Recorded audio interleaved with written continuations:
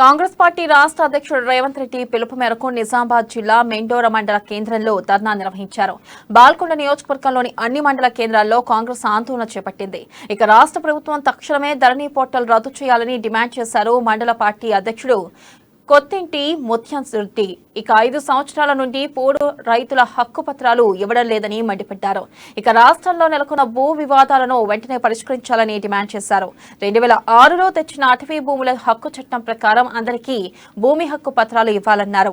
ఈ కార్యక్రమంలో జిల్లా పార్టీ ప్రధాన కార్యదర్శి సోమ రాజేందర్, రైతు విభాగం అధ్యక్షుడు మురళి, మండల యూత్ నాయకుడు సాయి కుమార్ పాల్గొన్నారు.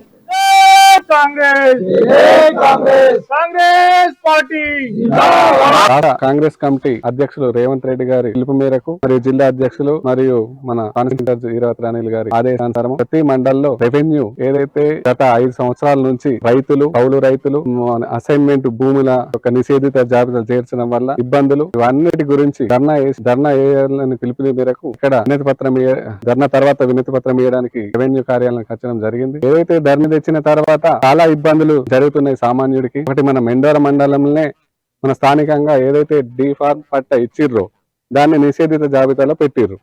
దాని ఇబ్బంది చాలా వరకు ఉన్నాయి. అట్లాంటి ఎన్నో సమస్యలు ఉన్నాయి. ఆ సమస్యలు